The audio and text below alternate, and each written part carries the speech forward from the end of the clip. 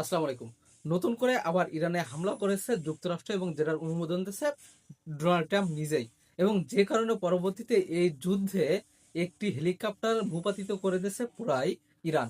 এবং ইরান এটা দাবি করছে এবং এটার যুক্তরাষ্ট্র স্বীকার করছে এক কথায় যে তাদের একটা হেলিকপ্টার ভূপাতিত করছে এবং যে হেলিকপ্টারটা ভূপাতিত করছে তার মার্কেট প্রাইস প্রায় $40 মিলিয়ন। এবং যেটা কিনা ভূপাতিত করছে মাত্র একটি ড্রোন দিয়ে, যে ইরানের শাহেদ ড্রোন, যার দাম মাত্র $20,000। মানে $20,000 দিয়ে $40 মিলিয়ন একটি হেলিকপ্টার ভূপাতিত করছে। এবং যে হেলিকপ্টার কিনা যে যুদ্ধক্ষেত্রে সব থেকে সাকসেসফুল বেশি এবং সব থেকে শক্তিশালী। সুতরাং এখানে ইরানের বিশাল বড় একটি জয় হয়েছে। অন্যদিকে ইরান স্পষ্ট জানিয়ে নিয়ে দিয়েছে যে যুক্তরাষ্ট্রকে তারা আর কোনো রকম কোনো ছাড় দেবে না। তাদের যতটা তারা যুক্তরাষ্ট্রকে যথেষ্ট ছাড় দিচ্ছে আর না। এবং তারা এটাই স্পষ্ট বলছে যে যুক্তরাষ্ট্রকে এখন সময় নিতে হবে যে কবে তারা মধ্যপ্রাচ্য ছাড়বে। এবং মধ্যপ্রাচ্যের প্রায় সবকটা ঘাঁটিতে আবার নতুন করে হামলা চালিয়েছে এবং সেটা তছনছ করে দিছে। ইতিমধ্যে এই ঘাঁটিগুলো ডিস্ট্রয় করা ছিল। এরপরেও ইরান, আমিরাত, বাহরাইন সহ বেশ কয়েকটা দেশে হামলা চালিয়েছে এবং তাদের ইসরায়েল, তারপর এদের তেল শোধনাগার বিভিন্ন জায়গায় হামলা করছে। এবং ইরানের গতকালকে যুক্তরাষ্ট্রে যে হামলা চালায় সেখানে তারা তাদের পানি শোধনাগারেও হামলা চালিয়েছে। এবং ট্রাম্প পোস্ট করছে যে ইরানকে কোনো রকম কোনো ছাড় দিচ্ছে না। ইরান ব্যবসা বাণিজ্যের অবস্থা খুবই খারাপ, তারা বাইরে তেল পাঠাতে পারছে না। এবং বলছে যে তারা ভিতর থেকে ভেঙে গেছে, তাদের সৈন্যরাও ভেঙে গেছে, তো তাদের পরাজয় নিশ্চিত। এবং তিনি বলছে যে সবকিছুর জন্য আল্লাহ ভরসা বা আল্লাহ ভালো, সেই তার টুইটে এমনভাবেই তিনি প্রকাশ করছে বা ব্যঙ্গাত্মকভাবে।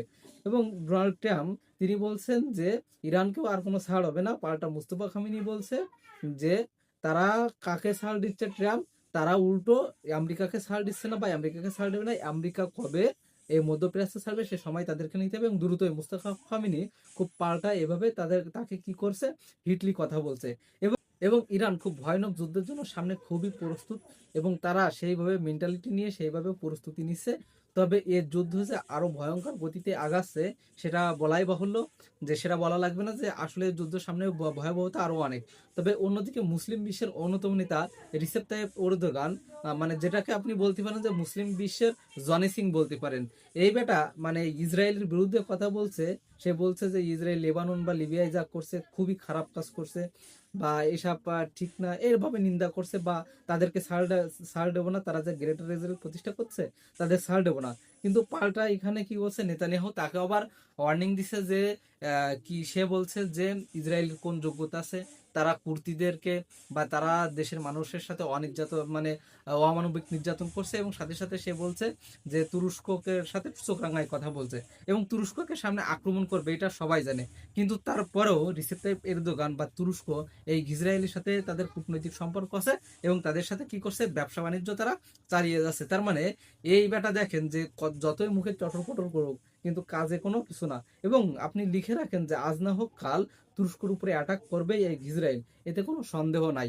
এবং এছাড়াও যে ইসরায়েলের যে মানে প্রতিরক্ষা মন্ত্রী, তিনি বলছে কি, তিনি বলছে তরুণ এবং নারীদেরকে অপহরণ করতে লেবানন থেকে, মানে কত বড় নিকৃষ্ট মন মানসিকতা বা চিন্তাধারা দেখেন।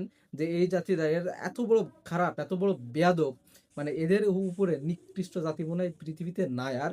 তবে ইরান খুবই কঠোরভাবে হামলা করছে। এবং ইরান বলছে যে যদি আবার হামলায় তারা পাল্টা জবাব দিতে প্রস্তুত। এবং তারা বলছে যে যত দ্রুত সম্ভব আমেরিকাকে মধ্যপ্রাচ্য ছাড় দেবে বা মধ্যপ্রাচ্যে তাদের কোনো থাকা যাবে না, তাদের কোনো অস্তিত্ব নাই। তবে দেখা যাক শেষ পর্যন্ত কি হয়, আল্লাহ ভরসা।